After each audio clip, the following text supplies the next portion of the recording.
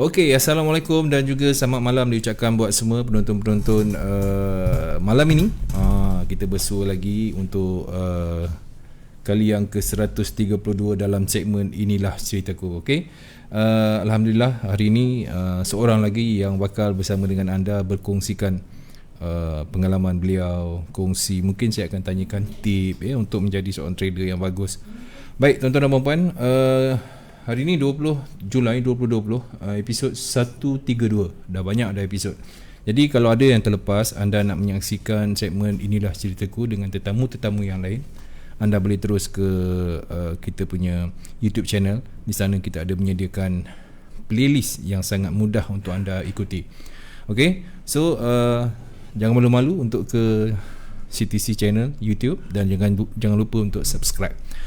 Baik, tuan-tuan dan puan-puan, sebelum kita bermula, pesanan daripada CTC COVID tentang COVID-19. Hari ni dah kita dengar cerita ada 21 kes. Betul Riz? 21 kes. Jadi ada baiknya kalau kita sama-sama kita jaga diri kita, jaga keluarga kita. SOP tu paling penting sekali. Okey. Baik, seperti biasa malam ini saya Boboy bersama dengan tetamu kita yang akan bersama-sama dengan kita. So Assalamualaikum warahmatullahi taala wabarakatuh. Waalaikumsalam warahmatullahi wabarakatuh. Sihat Sihat, alhamdulillah. Alhamdulillah. Sempat makan sate? Sempat. Sedap tak sedap? Sedap. Jangan nak jaga hati ni, ikhlas ni. Terbaik. Okey, tetamu kita dah ada. Dan di ruangan komen sekarang ini ada Rozali Darus. Dia tulis nombor 1. Dia orang yang pertama. Ya, terima kasih Rozali. Kemudian kita ada Iza Adam. Selamat malam geng. Terima kasih Iza kerana berkongsi.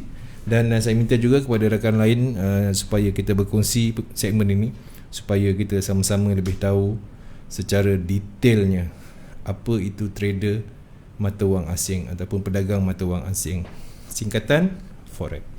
Baik, Assalamualaikum sekali lagi. Nama tuan siapa tuan? Nama saya Riz Rosli. Riz Rosli ya? So itu memang IC ya?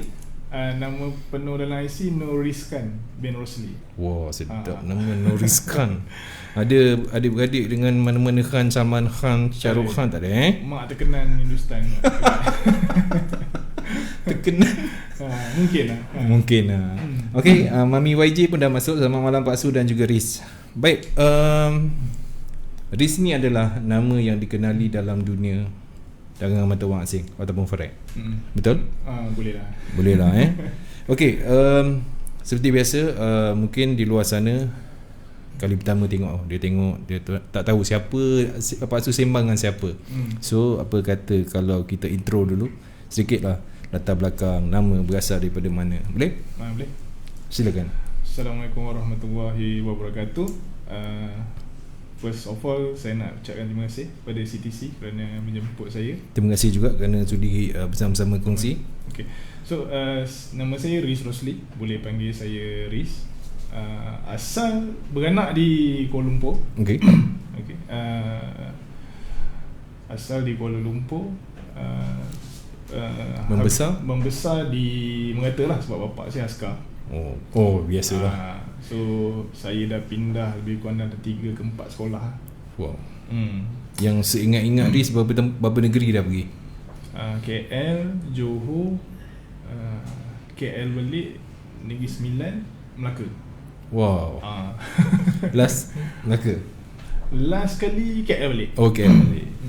Okey, baik, alhamdulillah kita dah kenal sebesikit. Bujang dah kahwin? Dah. Alhamdulillah. Keluarga semua okey Alhamdulillah, syukur. Baik, seperti biasa di permulaan Pak Su suka bertanyakan tentang apakah kerja yang dilakukan oleh Riz sebelum kenal dunia dagangan mata wang asing. Okey. So saya bermula kerja tu bermula awal. Saya bermula kerja pada umur 16 tahun. Wow. Saya dah buat part time. So full time habis SPM je saya bekerja di hotel. So saya adalah hotelier lah sebelum ni. Okey. Dalam servis line lah. Daripada 2001 sehingga tahun 2000, ujung 2008 nak masuk 2009 lah. Lama tu, Riz. 6-7 tahun juga. Memang start dengan perhotelan tu dah terus tak berganti kerja dah. Kebanyakannya kalau ikut dekat Malaysia ni, culture dia macam tu. Biasanya kan? orang yang dah kerja hotel lama ni, dia payah nak ke bidang lain. Sebab itu je yang dia expert kan. Walaupun dia berpindah ke hotel yang lain kan. Yalah, bila setiap kali perpindahan tu pastinya ada ada lebih lah sedikit setiap kali perpindahan tu. Bila tukar je kerja, gaji pun agak naik lah kan. Okey, yang paling lama kat hotel mana? Last saya bekerja di Ritz-Carlton Hotel, Bukit Bintang. Okey. So saya di bahagian saya bartender lah. Okey. So tukang buat air lah senang cerita. Tukang buat air. Yalah, bartender. So turning point berpindah ke bahagian sales. Macam saya dekat dalam industri pun, forex pun saya dalam bidang IB juga. So turning point pergi kepada sales tu bermula pada satu ketika tu saya ada satu supervisor yang agak being bully, suka membuli. Allah. So ada juga macam tu. So masa tu saya dah kahwin, dah ada anak seorang. So ada satu ketika tu saya dah limit, saya dah sangat-sangat hilang sabar lah. Masuk dah hilang sabar. Dan selepas tu saya call wife saya. Okay. Saya cakap saya dah tak boleh nak go on lah. So wife saya expect masa tu saya nak balik dan besok tenangkan diri, lepas tu kerja balik lah. Rumah fikir macam tu. Rumah fikir macam tu. So tapi sebenarnya dah orang kata. So lepas dia cakap okey tu je, saya pergi kat locker, saya ambil bag saya terus belah. Macam tu je. Sebab masa tu saya tak tahu apa yang menggerakkan saya nak buat macam tu, tapi saya dalam keadaan yang sangat-sangat hilang sabar lah. Saya takut saya burst lah. Tu salah satu punca kenapa baik kita berundur kan. Takut jadi benda yang lain pula. So nak dijadikan cerita, on the way nak balik tu, masa tu saya tak ada kereta lagi. Daripada Bukit Bintang tu saya jalan kaki ke KLCC nak ambil bas balik rumah. Okay. On the way tu kawan saya call offer saya kerja. Sebab dia kata sepatutnya dia yang dapat. Then dia dapat offer tempat lain, dia minta saya replace tempat dia tu. Okay. So tempat tu adalah AIG, American International Group. So adalah insurance company lah. Okay. So kat situ turning point saya pergi ke bidang sales. Daripada service line tu pergi ke sales lah. Masa berhenti tu dah memang tak ada fikir apa lah. Tak ada. Memang dengan hati yang memang kering bertekad, kering semuanya, angkat beg, gua belah. Daripada saya kena tangkap polis buat benda bukan-bukan kat dia. Betul lah. Saya balik lah. Tapi selepas tu saya pergilah jumpa bos saya cerita kat dalam sebelah, dan dia pun faham lah situasi saya tu kan.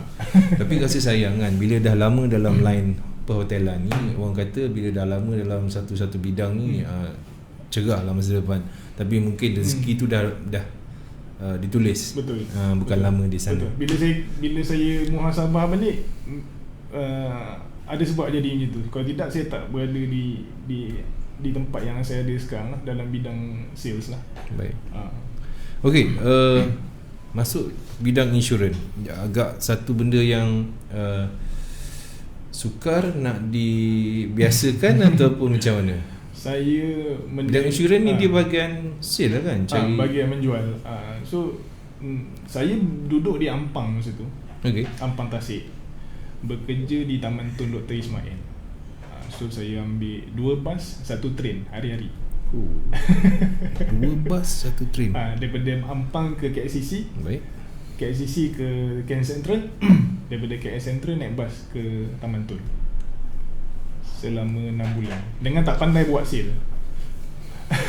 Itu perjalanan ke tempat kerja ataupun perjalanan ke tempat kerja? Sebab saya buat telemarketing. So kita sampai ke office tu, syarikat dah sediakan nama untuk kita call. Dan kita yakinkan dia untuk beli produk kita dan bayar terus menggunakan kredit card lah. So satu benda yang challenge lah. Sangat challenging. So what happened after ingat tak permulaan dulu, mula-mula dulu dapat customer pertama, handle tu macam mana? Ataupun ada training? Dia ada training, tapi kat mana pun kita still nervous lah. Sebab kita tak pernah buat benda tu. Tiba-tiba Sebab kita call stranger tu yang pertama. Yang kedua, kita kena yakinkan untuk beli produk kita. Betul. Dan last kali dia kena bayar masa tu juga. Dia kena bayar credit card details dia, dan barulah transaksi itu selesai. Itu satu. Kita telefon orang ni dalam keadaan apa pun kita tak tahu dia tu. Betul. Tengah keadaan marah, tengah stres kan. Okey, adakah agak sukar untuk risk mula-mula? 6 bulan tu saya dah nak resign. Saya pergi jumpa saya punya team leader dengan saya punya senior team leader. Tak ada sale langsung 6 bulan? Ada, tapi memang tak membantu lah. Memang orang kata kod mana pun nanti company akan kick lah sebab tak perform kan. Lepas tu saya sit down dengan saya punya team leader, dan dia orang suruh saya fikir dulu 2-3 hari. And then lepas tu 2-3 hari, tak sampai 2-3 hari dia orang datang jumpa saya balik. Sebab saya tak bagi alasan lain lah. Saya bagi alasan yang saya travel terlalu jauh. Itu alasan yang Riz bagi. Sebab satu hari saya ulang alik 4 jam. Kalau lepas train bus 2 jam pergi 2 jam balik. Campur dengan menunggu lah tu kan. Dengan jam masuk KL so saya lepas subuh tu memang berlari pergi bus stop. Riz, tarik mic tu kemari sikit. Ada yang kata suara Riz tak berapa jelas. Okay. Okay. Baik. Okay, kalau tak clear apa-apa beritahu Okay. Hashtag apa ni? Video yang tak takut bini. Oh Allah. Okay, itu memang hashtag saya tu. Ya kan? Itu nanti kita cerita. Baik. Okay, selepas berjumpa dengan team leader, rasa memang nak resign. Lepas tu tak sampai 2-3 hari dia dah panggil saya. Dia kata ada good news, yang company nak open satu lagi branch dekat Dangwangi. Okay. So Dangwangi tu saya dah jimat 1.5 jam. Oh, dekat lah sikit dengan Ampang kan? Dekat dengan Ampang. Maksudnya saya naik satu bus, dah sampai ke Dangwangi . Oh, senang lah. Dah senang. Dan magically selepas tu saya perform. Terus saya perform. So saya punya team leader suspect mungkin saya terlalu exhausted.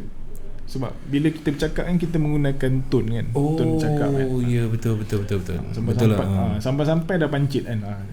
So itu ayat dia. Tapi rezeki anak saya, rezeki rumah saya terus perform selama setahun 12 bulan berturut-turut. Dalam masa setahun tu 12 bulan saya memang dapat nombor 1 sampai bulan ke-12. Masa tu percakapan pun dah cantik. Lagi tekanan untuk pergi kerja, balik kerja tu dah tak ada. Jadi maknanya boleh tumpu dekat kerja lah. Betul. Sebab bila kita buat sale melalui telefon, nada tu sangat penting. Betul. Lepas tu dia ada motor dia, macam-macam lah. Dia setiap insurans dia ada cara masing-masing. Betul. Kan? Okay, dan dah bila perform tu, apa yang membuatkan rasa tak boleh pergi? Nak berhenti atau macam mana? Okay, selepas setahun saya perform, kalau Pak Su pernah dengar, company yang saya kerja ni nama dia AIG, American International Group. Dia orang main sponsorship untuk MU, American International Group. Oh, AIG. Yang sponsor MU dulu. Okay. So siapa yang perform tiap-tiap tahun, dia orang akan dapat pergi MU lah, untuk masuk bilik persalinan, jumpa player. Siapa yang chief? Satu seorang je. So masa tu tahun 2009 tak silap saya. So 2008 ada orang pergi, 2007 ada orang dapat pergi. So bila time saya tu, masa tu tengah tak silap saya tengah recession. So AIG dah tak jadi sponsor untuk MU tahun tu. Wah, sayang lah. So sangat kecewa lah. Ya Allah. Sangat kecewa. Orang lain semua dapat pergi kan. Saya hanya dapat payung MU je masa tu. Tapi susah juga nak dapat payung tu. MU punya payung umbrella dia kan. Sebab itu rasa kecewa tu tukar line atau tak juga, sebab masa tu dah establish, dan income pun masa tu dah 5 figure. Wow. Sebab 5 figure lah. 5 figure. Dengan gaji, dengan commission memang dapat 5 figure lah. Sampai saya didatangi oleh satu kawan daripada banking industry untuk offer saya untuk buat banking produk pula. Sampai ke tahap tu. Betul. Wah, seronok tu. And then wah, makin syok nak cerita ni. So banking product ni basically saya buat personal loan lah. Maksudnya saya offer kaki tangan kerajaan untuk buat loan. Saya submit ke bank. Bila loan tu lulus, bank akan bagi saya commission lah. So itu saya buat lama juga. Saya start daripada 2009 sehinggalah 2014. Wih, lama. Masa tu saya agensi untuk MBSB lah, Malaysia Building Society Berhad. Sekarang dah jadi bank lah. Wow. Tugas dia lebih kurang ataupun macam mana? Contoh macam Pak Su, kerja contohnya RTM contohnya. Okay, nak apply pinjaman, saya akan jadi orang tengah yang uruskan pinjaman. Cuma saya buat dalam skala besar lah sebab saya agensi. So dalam experience saya yang pernah saya experience dulu, saya ada lebih kurang dalam 80 orang staff yang uruskan pinjaman tu.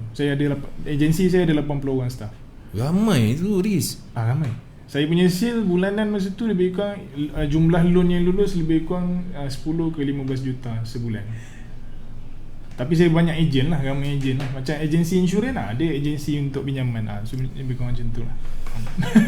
Handle untuk orang yang nak pinjam duit pula betul. Sebab kaki tangan kerajaan dalam Malaysia, statistik masa tu ada lebih kurang dalam 1.2 juta orang. Wow. So orang kebanyakan orang kerajaan ni, kalau dia orang nak pergi pinjam, dia orang tak nak berurusan dengan bank. Sebab berurusan dengan bank ni agak leceh. So dia gunakan kita ejen untuk bantu dia orang siapkan dokumen, untuk semak dokumen tu, untuk follow up status permohonan dia. Dia permudahkan urusan setiap pinjaman. Okey, 2014 apa jadi dengan 2014? Okey, 2014 masa tu office saya di Jalan Pahang. Saya ada 3 orang partner dengan saya masa tu. Saya combine dengan partner saya. Okey. Satu hari tu datang kerja macam biasa. Sampai di office, saya tu tak, yang pemilik office ni bukannya bilik-bilik macam ni lah. Kita orang buat open space konsep. Okey. So kita punya meja susun macam tu je, panjang. So bila saya lalu tu, meja saya hujung sini. Saya tengok ada satu partner saya ni tengah tengok cat. Dalam banyak-banyak tu ada seorang. Seorang tengah tengok cat. Okey. So saya buat tak tahu lah. Saya buat kerja saya apa semua. Sampai lunch tu dia cerita kat saya pasal forex ni lah. Okey. So saya pun dengar. Okey, menarik. So kat situlah bermulanya pengenalan saya. Itu kira 2014 lah. Okay, kita start 2014 Okey, sambil bekerja sambil trade forex. Saya punya style waktu daripada dulu, saya agak obses bila buat sesuatu. Bila saya buat, saya tak pandai nak buat banyak benda dalam satu masa. Kalau saya buat A, saya akan fokus kat A tu. A je. Kalau B je. Saya tak pandai. Ada setengah orang dia boleh multitasking kan. Dia boleh buat part time ni, dia boleh buat kuih pula kat rumah. Saya memang respect orang macam tu lah, sebab saya tak boleh. Saya memang fokus pada satu je. So the moment dah tahu pasal how potential income untuk forex tu, so saya buat study sikit. Masa saya buat kat Instagram, saya scroll, jumpa satu sifu ni, hamba-hamba lah. Dengan screenshot yang bergaya kan, kereta, jam tangan kan. So saya zaman 2014-15 lah ni. Betul. So sangat terpikat lah. So saya pun PM dia, dan dia pun beritahulah yuran kelas dia masa tu tak silap saya dalam 3,500 kot. Tapi masa tu saya ada duit, so tak ada hal lah. So saya pun pergi. Hari saya jumpa dia tu hari CHF crash. Masa tu tak silap saya. So masa tengah belajar-belajar tu dia cakap, "Weh, ni tak pernah lagi movement banyak macam ni. Ni crash ni." Katanya lah. Tapi masa tu saya tak faham kan. So saya belajar je lah. Cuma nak beritahu, jumpanya kat bilik hotel. Saya punya nota tu saya ingat adalah besar ni kot. 3,500. Nota saya tak dalam paper tu banyak ni je. So keluar Bollinger Band atas sell, keluar Bollinger Band bawah buy. Itu je. 3,500. Cikit darah. Tapi masa tu tak tahu lagi. Saya tak study pasal market lagi. So balik ke office tu bersemangat lah kan. Bercerita dengan partner-partner. Ni kalau keluar ni sell, confirm jadi. Kalau keluar bawah buy. So deposit semangat lah ya. Semangat. Masa tu broker pakai FX United. FX okay. Okay, so blow $300 yang pertama MC. Okay. So saya nampak tak boleh jadi ni. So saya buat kajian balik, sampailah partner saya ni jumpa seorang dekat Facebook yang kami yakin dia ni legit lah. So kami berempat pergi jumpa dia di Kelang untuk belajar. So nama dia Cikgu Mansur Safari. Itu adalah cikgu, guru saya yang pertama. Bila sebut Kelang itu adalah guru saya yang pertama. Dan macam mana boleh kenal Mansur Safari ni? Partner saya tu dia godek-godek dekat FB. Okay. Dia tengok masa tu dia pakai nama Shadowgun kot, tak silap saya. Okay. So dia pun PM tanya kelas macam mana. So kita orang bayar untuk 4 orang. Sabtu malam tak silap saya. Dia selalu duduk kat satu mamak kat Kelang. Okay. Saya pun tak ingat nama dia apa. Tapi lepas tu saya mau startin lah kat Kelang. So ulang belajar dengan dia apa semua kan. Sambil bekerja sambil belajar. Masa tu dah tak ada hati nak kerja. Alamak. Masa tu dah betul-betul nak fokus. Bahaya ni. Bahaya tu. Sebab itu masa tu dia next chapter dia adalah detik hitam lah.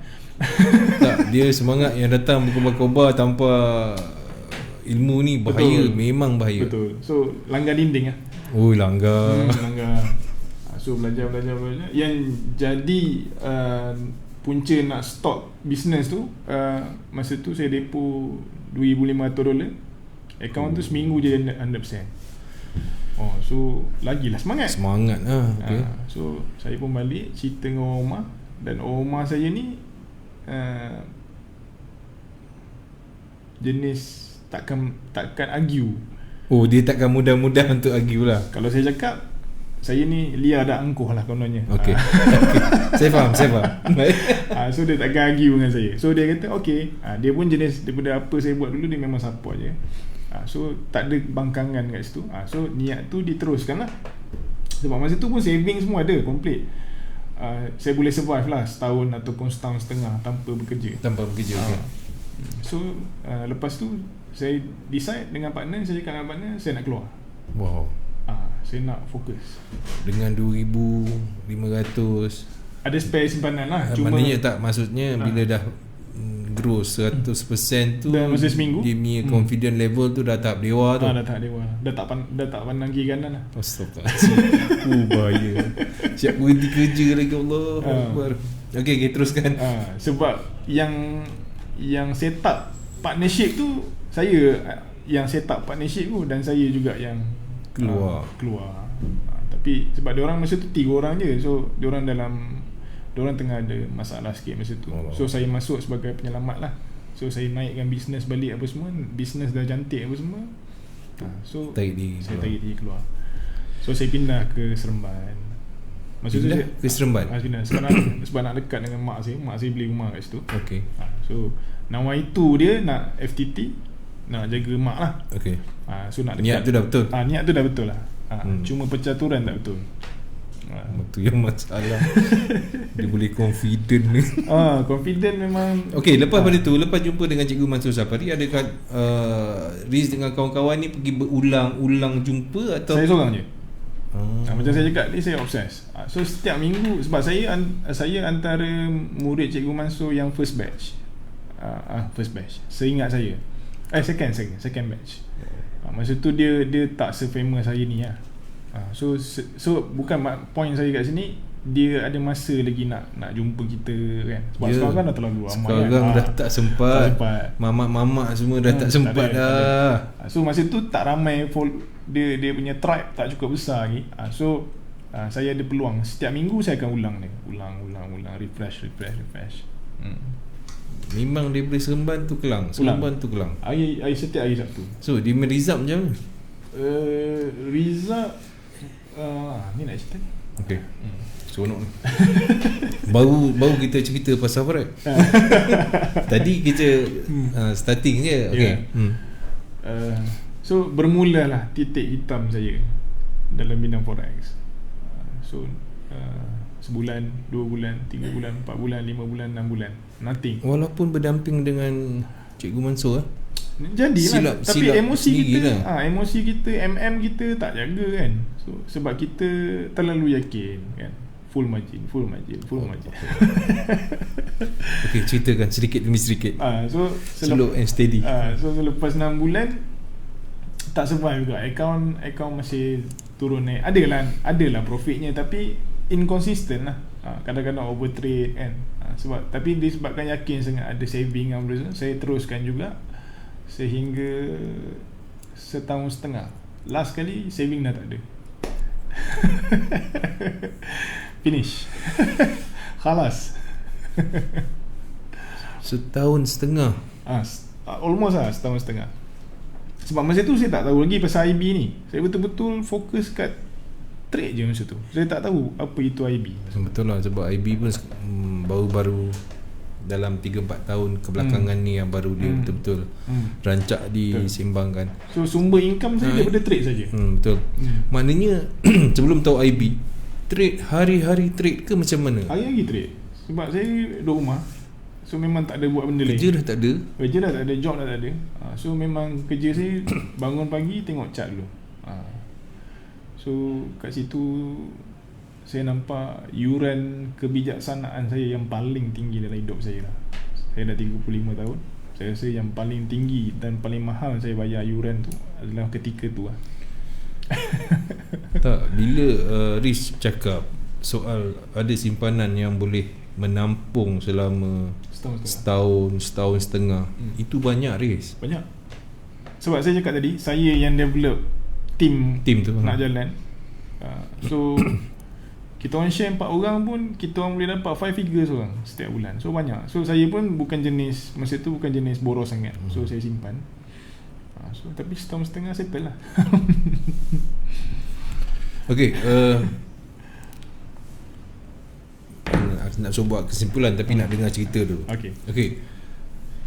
Selepas saving habis, apa yang dalam fikiran Riz? Saving habis masa tu saya dah kerja tak ada. Semak lah masa tu. So saya stop trade sekejap. Saya pergi jumpa ex-partner saya. Seorang je, saya tak jumpa semua. Saya jumpa yang seorang tu duduk kat Kajang. So masa tu pun saya baru dapat tahu sikit pasal IB. Okay. So saya plan dengan dia, aku nak kena berdiri balik ni. Sebab dah jatuh kan, trade dah jadi gini. So nak bermula semula. So dia sanggup ikut saya. So kita partner balik 2 orang. Saya 2 orang masa tu dengan dia. Kawan yang sama-sama dekat bisnes lama tu. So dia support, kita support each other lah. Dan masa tu saya dah tak ada boleh kata tak ada duit lah. So dia, momen dia yang saya tak lupa dia tu sebab masa saya datang jumpa dia tu, dia bagi saya duit. Kita start balik. So kat situlah bermula. Saya bermula balik empire saya lah. Sebab bagi saya, betul saya susah, tapi ilmu yang saya ada tu banyak. So saya boleh praktikkan balik. Betul. So saya boleh bangkit balik. Itu dia yang Riz cakap tadi, yuran tu terlampau besar bagi Pak Su lagi besar lah. Kalau dah setahun lebih punya saving habis dengan macam tu je. Itu pun dah kira pengalaman yang pahit. Jadi Pak Su nak tanya pengalaman paling pahit pun dah tak boleh dah. Dah pahit dah tu. Dah pahit sangat kan. Itu tak masuk lagi macam mana tanggapan isteri, mak yang duduk dekat apa semua kan. Ini semua main peranan ni. Emosi kalau tak boleh, tak kuat. Tapi saya bijak menyimpan emosi. Sebab mak saya tak tahu. Saya dah nak naik balik tu baru mak saya tahu cerita. So saya pandai menyimpan rahsia. Tak nak bagi orang tu susah hati. Ya, betul. Bagus. Satu lagi apa yang bagusnya macam ni, bila kita duduk jaga mak kita, rezeki tu sebenarnya akan datang. Ada. Jangan risaulah. Betul. Kan. Betul. Okey, bila cara build up balik dengan kawan tu, Pak Su masih lagi tak berapa jelas yang tu. Saya buat IB. Orang pertama saya jumpa Tok Mat Azli. Okey. Tok Mat, saya takkan lupa bila-bila. So dia orang yang ajar saya cara nak buat IB. Okey. So tempat pertama saya pergi Hot Forex lah masa tu.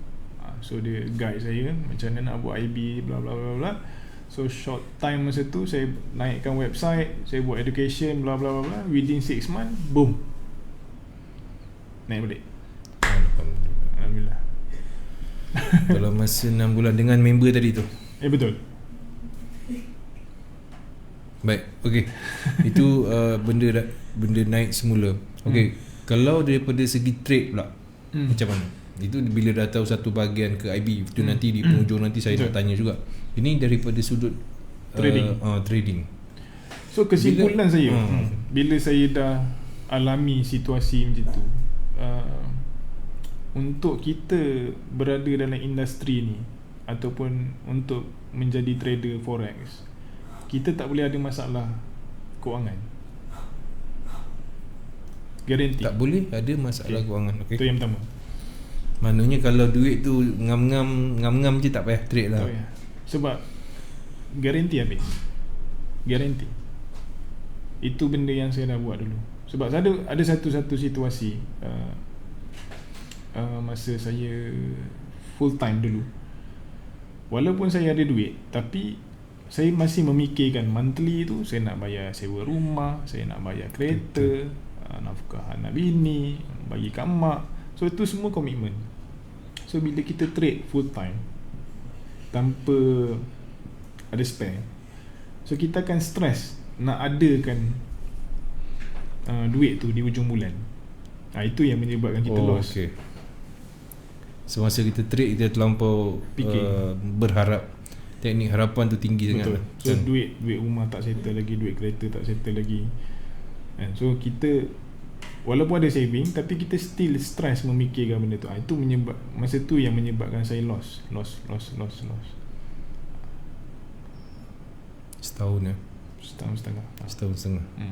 Dalam masa setahun setengah tu, kepahitan yang paling pahit sekali, maknanya trade yang paling majal sampai boleh ganggu emosi apa semua. Dia yang selalu teruk kena tu bila kita dah target, expenses kita, rumah kita, anak kita semua dalam, contoh lah, katalah kita nak $10,000 sebulan, contoh. Anggaran dalam $2,500 lah masa tu. So kita dah hit, dah sampai 1,700, 1,800, sikit lagi ni, balon lagi MC tak boleh. Kita maknanya risk tak ambil dulu, tak, and then buat lain. Tu kesilapan saya.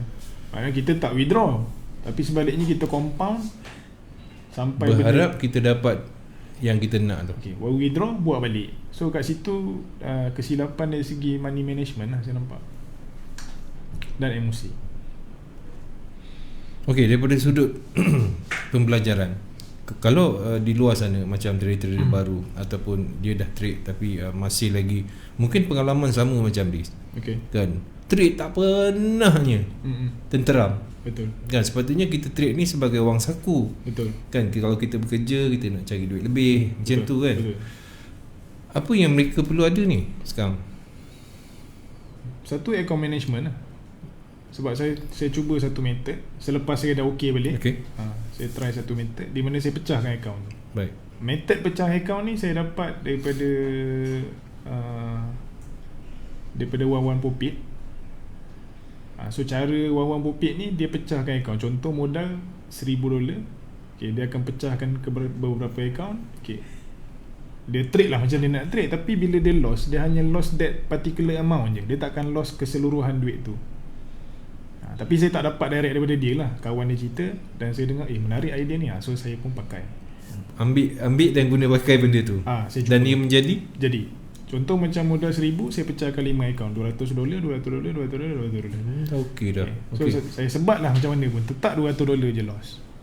Tapi kalau saya gain, saya akan gain besar. So strategi tu kena dengan diri saya. Maksudnya saya tak kumpulkan 1,000 dalam satu account, sebab kemungkinan mungkin ada slippage. Jangan. Mungkin ada faham tak? Ya, tapi kalau kita pecahkan account tu, kita hanya lost that particular itu amount. Itu je. So dan keliling tu memang tak ada masalah. So kalau keliling tu kita, rumah tangga kita kita tak ada isu dengan anak bini, kita tak ada isu kerja, saya nampak trade tu akan jadi cantik. Sebab kalau kita serabut ni, kita trade, end up dia kebanyakannya akan ganggu dia efek kepada kita trade saya lah. Sekiranya sama je saya rasa. Bila ada tekanan je, tak kisahlah tekanan apa sekalipun. Betul. Dia jadi tak berapa tenteram. Betul. Kan kita trade pun rasa macam Ya Allah, apa hal tak menjadi ni? Padahal kita nampak benda tu. Betul. Kan benda ni dah tak jadi kat loss buat lain kan. Betul. Ini tak boleh ni. Balon ni. Kita paksa diri. Kita paksa diri kita. Okey, macam okey, misal kata yang bermodalkan kecil-kecilan ni, yang $50, $100. Apa nasihat daripada risk untuk dia orang? Pecah juga. Macam saya pun ada satu ketika sampai saya tak ada pun, $50 tu saya pecah lah $10. Saya trade lah kecil-kecil. Tak apa, tak ada masalah. Trade kecil tak ada masalah. Kalau $10 takkan nak expect profit $2,000. Janganlah tinggi sangat. So kalau $10 tu gain $20, $30, Alhamdulillah lah, withdraw lah. So cuma itu yang bini saya selalu bising lah. Bukanlah bising, macam dia kalau dia mengingatkan bila saya kata withdraw tu, awak dengar cakap saya withdraw. Ni maknanya orang rumah pun dah tahulah ni kalau withdraw kalau profit macam mana, kalau loss macam mana. Habis kalau dah saving habis tahun setengah, takkan dia tak tahu kan? Dia mesti cuba memahami benda tu kan, in order untuk dia support kita. So boleh kata setakat nak suruh depo withdraw tu dia dah boleh dah. Tak, itu betul. Itu betul. Kena benda macam tu. Maknanya tak ada berhasil langsung kan. Duit habis untuk ni. Duit habis sebab ni. Jadi dia tahulah. Betul. Dan dia pula orang kata tak ada beri tekanan, just dia menyokong je. Betul kan? Itu punca timbul hashtag BDM tak takut bini. BDM tak takut bini ya. Sebab saya cerita je apa yang saya buat. Sebab kan? Kebanyakan orang yang takut ni sebab dia sorok. Tu punca dia takut. Sorok, punca dia sorok tu pasal apa duit. Nak pergi minum dengan kawan-kawan pun takut nak cakap. Tak, itu patut hashtag ni. Okey. So punca saya tak takut bini sebab saya cerita apa yang saya buat. Saya pergi minum ke, saya jumpa siapa ke, saya cakap je. Dia nak marah ke apa, itu dia punya bahagian. Ya, betul. So saya punya part sebagai suami, saya dah cakap. Jadi dia lah kena pandai kan. Dia kena pandai absorb lah benda tu. Okey, baik, Cikgu Azaliza, suara slow. Okey, kita dah naikkan Cikgu. Apa ni? Syafrizan Rosdi BDM Maulana hashtag. Okey, Kijun, popular BDM tak takut bini ni. Memang saya start kerja di GMIH, memang saya gunakan hashtag tu lah. Ini Cikgu Hak ni tanya soalan dah nak tanya pun. Tak payahlah, kita bagi yang baru-baru bertanya lah. Ni semua cikgu-cikgu ni. Okey, sekejap. Aku duk confuse BDM ni bini satu ke tak ada. Okey, kalau ada soalan apa-apa beritahu tentang bagaimana nak jadi seorang trader yang bagus. Selain itu juga saya akan bertanyakan kepada Riz, kepada anda semua, mewakili anda semua. Baik, sebelum menjadi IB yang berjaya, apa yang perlu ada dekat seorang trader, sama ada dia part time ataupun dia full time? Kalau part time macam mana? Saya nampak kalau daripada sudut pandangan saya lah. Ya, daripada risk. Part time lagi better daripada full time. Sebab full time ni kita akan ada masalah masa, sebab kita terlalu free. Okey. So bila kita terlalu free, kita terlalu mengadap lah. So bila kita mengadap tu, overtrade tu yang punca kita loss. Tapi kalau kata kita part time, kita tengok sekali-sekala. So sambil-sambil kita trade. Bila kita rasa kita nak free time baru kita trade.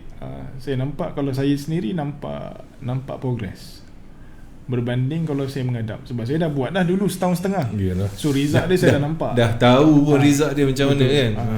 So bila saya buat part time, sambil-sambil saya buat IB tu, saya buat trade sambil-sambil saya nampak okey lah. Dia takkan jadi main income lah pada saya. Dia akan jadi second income. Sebab main income saya pada IB. So trade saya pun jadi tenang lah. Kita pun relax, tak serabut lah. Okey, nasihat yang baik daripada kalau tidak mampu untuk menjadi pedagang mata wang asing secara full time, part time lah. Part time. Ramai je doktor part time. Betul. Cikgu, pilot. Siapa saja boleh trade. Jangan salah sangka. Siapa saja boleh bermodalkan. Kalau nak cuba boleh. Demo account, kemudian naik 10, naik 50, naik 100. Lepas tu nak naik up, itu terpulang dekat diri sendiri. Yang penting SOP jagalah. SOP kita macam mana cikgu-cikgu pesan. Baik, IB. Kita dah 9.40 ni. IB. Okey, menjadi seorang IB ni pula, siapa yang memperkenalkan tentang IB ni kepada Riz? Macam saya cakap tadi, orang pertama yang saya jumpa dulu Tok Mat Azli. Okey. So dia yang banyak bantu saya lah masa mula-mula saya baru berkecimpung dalam industri IB ni. So dia and the gang lah. So kat situ saya mula career saya sebagai IB. Dan di beberapa broker lah. Jadi permulaan jadi IB, bezanya antara kehidupan, nak tahu daripada segi kehidupan. Kalau tidak, dulu trade je, tak ada tugas lain pun. Betul.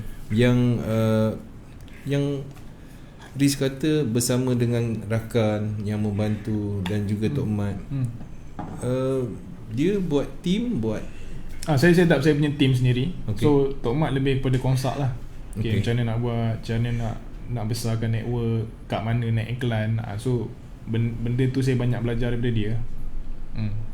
Berapa lama nak ambil masa nak set up? Kemudian 6 bulan. Saya ambil masa 6 bulan dulu. Saya jalan marketing. So selepas bulan ke-7 tu dia dah start stable lah. Alhamdulillah. Dan sekarang ni IB untuk macam saya sekarang, selepas saya buat IB, so tu kalau nak cerita kan panjang pula lagi kan. So pelan-pelan lah. Banyak lagi masa tu. Kalau ikutkan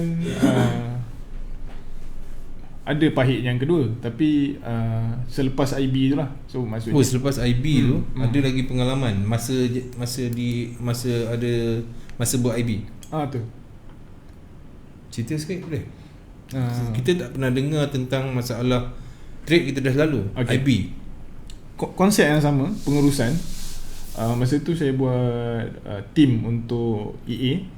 Okay. So kita bawa klien untuk try kita punya EA apa semua. Cuma masa tu kita kena dengan pukulan French election. Okay. So pada bulan 4 tak silap saya 2017. So masa tu cuma kekesalan saya masa tu yang klien punya. Okay. Yang profit company tu kita orang rolling balik dekat robot. Kami tak keluarkan. Same mistake yang saya buat. So, mistake kali kedua. Duit profit masuk balik trade dalam robot tu.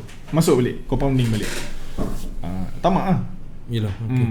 So dan benda tu 5 figure, 6 figure juga.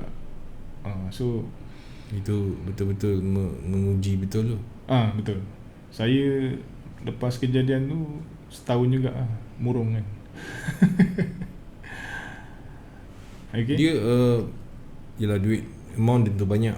Kemudian bila sebut robot ni pasti ada funder lain yang menggunakan robot. Jadi yang tu settle lah. Yang tu saya ambil keputusan untuk berdepan. Saya pergi jumpa semua sekali 38 orang. Saya pergi jumpa, saya hadap seorang-seorang. Saya hadap dengan partner saya dulu situ. Pergi seorang-seorang jumpa, selesai lah. Cuma kesannya kat profit tu tadi. Sebab itulah, profit tu kalau saya spare mungkin yelah, maksud dia tak sepatutnya pounding balik sebenarnya kan. Betul. Maknanya benda tu dah crash macam tu, sepatutnya biar je. Kan. Apa yang membuat macam tu adalah sikap nak lipat ganda kan. Boleh kata macam tu. Dah dapat 1 nak 2. Nak dapat 2 nak 4. Dah dapat 4 nak 6. So tu memang sikap, kebanyakan sikap manusia. Banyak hari ni kita belajar tentang sikap. Betul-betul sebab banyak sangat, bukan teknikal saja. Pengurusan pengurusan. Teknikal langsung tak sentuh pun malam ni. Kan? Kebetulan tak ada pula yang bertanya tentang teknikal, biarkan. Sebab saya nak belajar tentang trade dan juga IB. Okey. Apabila terjadi sesuatu, setahun menghilang diri ataupun berdiam diri, saya muhasabah balik. Buat apa? Tak ada buat apa. Trade pun tak? Trade lah saya Trade pun tak.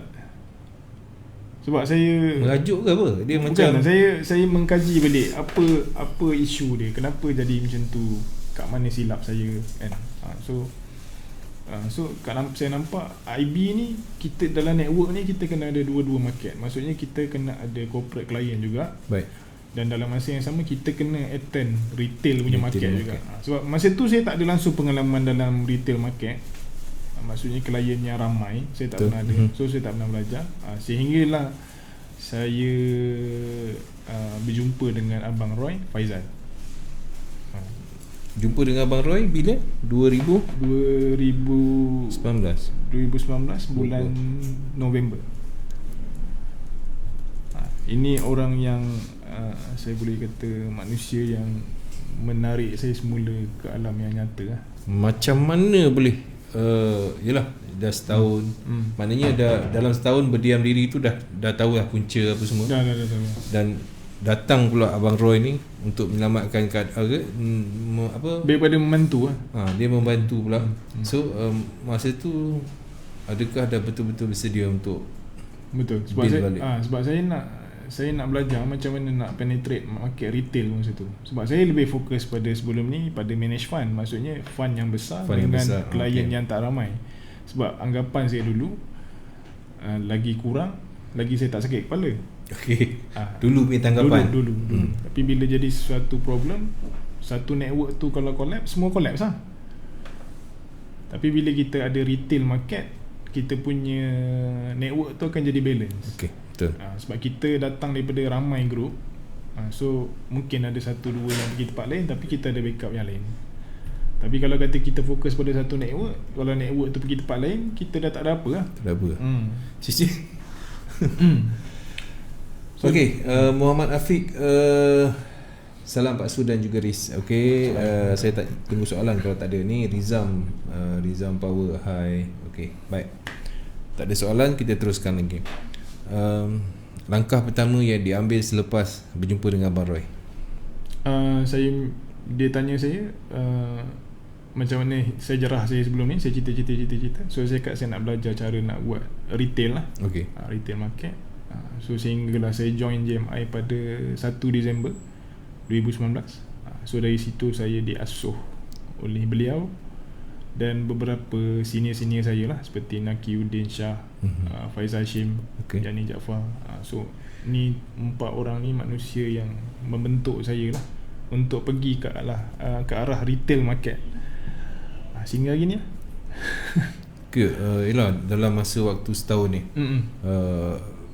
adakah Riz rasa inilah peluang aku nak bangkit balik, dan adakah nampak kejayaan dari berapa persen? Saya punya view pasal kejayaan ni, saya tak pandang dekat arah saya ada duit ke. Bukan. Sebab bagi saya, kalau saya dapat, contoh saya nak buat retail market, kalau saya berjaya buat, bagi situ dah berjaya lah. Satu kejayaan. Saya ada knowledge kat situ. Sebab bagi saya ilmu ni dia sampai mati. Sebab kalau kata duit, could be kita kena tipu, duit habis, ilmu ni tak habis. Duit habis. Kita belanja bini, pergi shopping dengan makwa lah apa benda, habis. Tapi kalau ilmu ni sampai bila-bila. Maksudnya sebab dalam Quran pun cakap kita akan jatuh 7 kali, kita akan bangkit 8. So yang 8 tu dah stabil sangat tu. Nak bagi tahu, maksudnya kat sini kita akan facing situasi jatuh tu. Tak kisah bukan siapa, semua orang akan merasa jatuh. Tapi yang penting masa kita bangkit tu, kita ada ilmu tak untuk kita bangkit semula. Macam Riz banyak ilmu, banyak kali down kan. Dengan yuran yang begitu banyak. Ilmu sendiri lah bang. Yelah, ilmu sendiri. Itu pengalaman tu tak boleh bayar dengan duit tu. Betul. Sebab pengalaman yang terjadi dekat Riz tu tak boleh bayar dengan duit. Jadi Riz kongsi hari ni supaya orang tak ulang benda yang sama. Betul. Kan? Betul. Baik, kongsi sikit lah tip untuk jadi jangan IB. Jadi trader dulu. Kalau side saya daripada trader, macam saya cakap tadi, satu. Apa dia? Jangan trade duit yang bukan duit anda. Maksudnya jangan ambil duit kereta, jangan ambil duit rumah, duit yang betul-betul free, yang tu lah trade.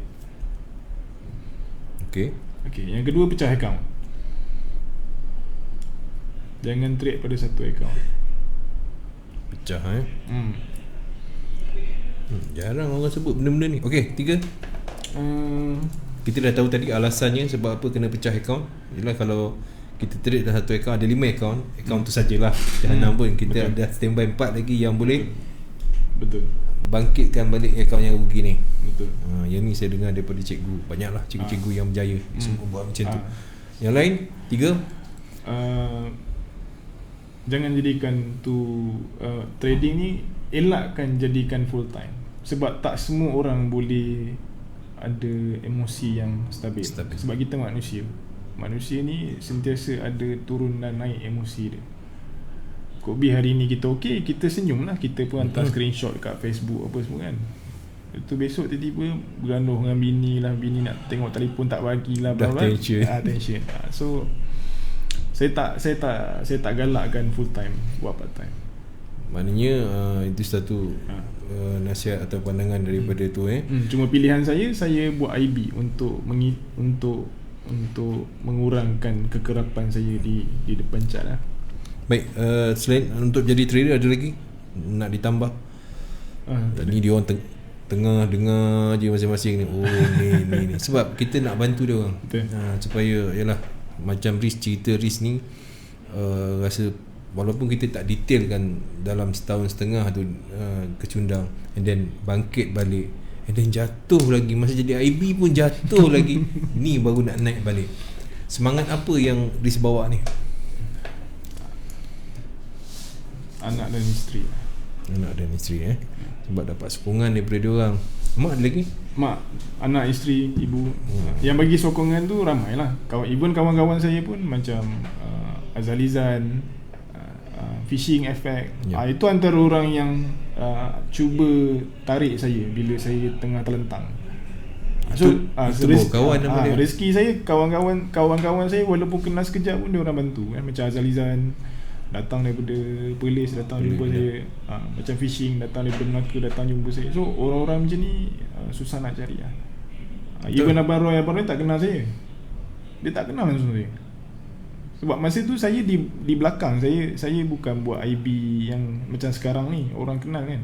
Saya dulu buat manage fund. So selected klien je yang kenal saya. Tapi dia ambil risiko untuk ajar saya. So tak ramai orang macam ni. Tak ramai manusia macam ni. Jadi kita tahulah sekarang ni kan, dalam dunia trading ni, tak kisahlah sebagai trader, sebagai IB, sebagai bos, diorang ni akan membantu bila seseorang trader tu jatuh. Betul. Saya nampak kat sini. Saya nampak ramai lah.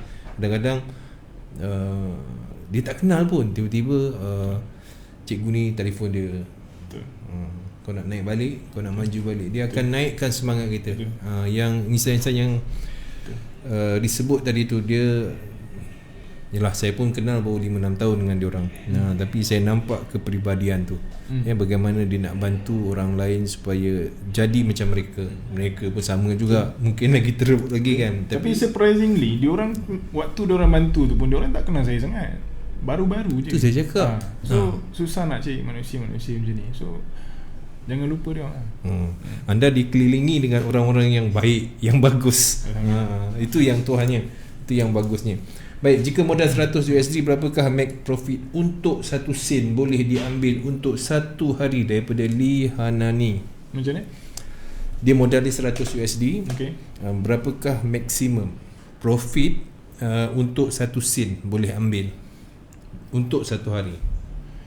Okay, dia bergantung kepada risk and reward. Contoh $100 tadi tu pecah kepada, katalah ni dia tak ada sebut pecah ni, dia cuma bercakap modal dia 1 sen je. Kalau 1 sen 0.0, okay. 0.01.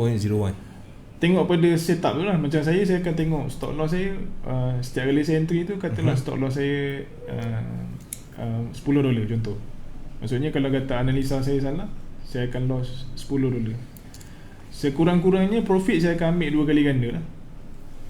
2 kali ganda? $20. So kalau kata macam tadi dia letak 1 sen, kalau kata modal dia punya risiko tadi $10, so $20 dia dah boleh exit lah. Kan? Cukup dah. Tak, saya pun tak nak momokkan orang dengan bermodalkan 100 1000 baru kau take profit. Saya tak nak momokkan dia orang. Bila ada modal 100 dah buat pecahan ataupun tak buat pecahan, bila dah dapat amount dalam $20, $30 satu hari, Allah, itu pun dah nikmat bagi saya tu. Lah. Cuma kita tak nak berpijak di bumi yang nyata. Kita bila sebelum buat tu kita ingat. Okay. Bila dah buat tu kita hold lah. Itu yang menjadikan even saya sendiri pun kadang-kadang masih lagi. So kawalan diri itu atas kita, bukan pasal market. Sebab market macam tu lah. Market tetap jalan. Turun dia nak turun, dia turun. Ada sentimen, dia naik. Betul. Kan? Betul. Atas kita punya disiplin diri sama ada. Okey, buat Lee, Hana ni, bagi Pak Sul lah, bagi Cikgu Riz pun cakap, ya. Nah, kalau modal 100, walaupun dalam sehari tu dapat $10, $10, $20, kali dengan 4 dah berapa? So saya teringat yang dekat Kelantan tu, orang dia pencen, dia target satu hari kadang-kadang kalau 10, kalau 20, kalau 30. Betul. Kalau hari-hari dia nak cuti, dia cuti. So seminggu dah dapat berapa? Dia tak payah kerja, ada duit penambahan. Tu nama duit poket. Okey jangan kita target 100 nak pergi ke 10,000 10,000 biar relevan lah. Ya. Okey, Azmi Muhammad, Assalamualaikum Pak Sul, selamat bertugas daripada saya Pokmi aka CAB Bilos. Okey, ni kawan saya ni. Okey, baik. Kita ada 4 minit. Ada buat kelas, ada buat ataupun macam memberikan PC dekat trader-trader yang perlukan bantuan RIS. Okey, macam saya adalah BDM di GMIH. Okey. So di GMI, okey. So tugas GMI BDM ni adalah kita buka jalan ataupun kita bantu IB mana yang nak developkan diri dia orang lah. Ini untuk IB atau untuk trader? Dua-dua. Okey, sebab setiap kali satu IB ni datang ke saya akan consult dia macam mana nak growkan dia punya network. So in order untuk growkan network dia kena ada produk. Betul. Salah satu produk dia adalah education. Okay, education, signal provider ataupun copy trade. So itu adalah antara produk yang IB harus ada in order untuk klien ada kebergantungan kepada network tu. Bagusnya. Sebab kalau dia tak ada kebergantungan, dia akan pergi ke tempat lain. So kita kena create satu kebergantungan supaya klien tu tak pergi tempat lain. So kat situ saya sediakan satu tools ataupun satu knowledge untuk IB develop diri dia. So kita ada buat IB development program, saya ada buat. Siapa yang nak, walaupun daripada broker lain tak ada masalah, sebab saya nak bantu macam mana nak sustainkan network. Daripada kesilapan saya yang lama-lama, kat situ saya nampak jalan yang cantik. Dah sebab dua-dua pun kecundang kan. Betul. Trade kecundang, dan kemudian jadi IB juga kecundang, kemudian bangkit kembali. Betul. Maknanya pengalaman tu yang Riz bawa untuk bantu. Trader ataupun IB. Betul. Okey, baik. Kalau nak menghubungi Riz, boleh hubungi saya di begitu akaun Facebook. Okay, akaun Facebook saya Riz Rosli. Riz Rosli, RIZLEY. Okey, nanti habis ni boleh letak akaun ataupun Telegram atau saja. Takut mungkin ada di antara mereka ni trader nak jadi IB. Betul. Jadi IB tapi tidur. Betul. Kan? Betul. So kita bantu dia orang. Betul. Jadi terima kasih Riz. Ada ucapan terima kasih lagi kepada siapa di penghujung siaran ni? Ada lebih kurang 1 minit. Saya nak ucapkan terima kasih kepada CTC lah sebab jemput saya. Sama-sama. Untuk share pengalaman saya yang tak berapa ada ni. Bagi saya mahal. Lepas tu saya nak ambil peluang ni ucapkan terima kasih kepada orang yang support saya. Baik. Pada ibu saya, pada isteri saya, pada Azalizan, Fishing, Tok Mat, last kali Abang Roy, Faizal and the gang lah. So ni antara orang-orang geng JMI lah yang membantu saya, yang support saya. Alhamdulillah, saya nak kata stable pun tak, tapi saya survive. Ini baru permulaan. So bagi saya, apa yang saya happy dengan apa yang saya buat sekarang. Saya develop IB. Daripada IB yang tak ada apa, kita develop dan dah ada network. So bagi saya itu satu tambah nilai yang saya buat lah. Network tu penting. Network dia kekal sampai bila-bila. Okey, baik. Terima kasih Riz Sama-sama. kerana bersama dengan CTC dan kongsi sikit pengalaman. Ni lain sikit ya. Dia setiap minggu dia berlainan cerita tau. Tu yang best je. Okey, kepada semua yang telah pun memberikan perhatian. Okey, yang tanya tadi saya guna teknik apa selama ni? Sikitlah teknik apa? Saya okey, lagi satu pesanan yang dalam trading tadi lah. Jangan jumping teknik. Sebab sampai sekarang saya masih menggunakan SND. Sebab Tu je. Sebab pergi mana-mana lala saya pusing balik kepada sini. So kalau kata you sebelum ni pakai contohnya BMA, dan pusing-pusing pakai BMA juga. so, Baik, stick pada apa yang you dah biasa. Semua boleh buat duit. Sama. Yang tak boleh buat duit sebab disiplin kita dengan emosi kita. Baik, terima kasih. Sama-sama. Okey, tuan-tuan dan puan-puan, sekian dulu untuk episod yang ke-132 segmen Inilah Ceritaku bersama dengan Riz Rosli. Dan selepas ini kita akan bersama dengan Cikgu Nonem dalam Tanya Dr. Forex. Dengan itu saya tinggalkan anda dengan Assalamualaikum. Kita jumpa lagi. Bye-bye.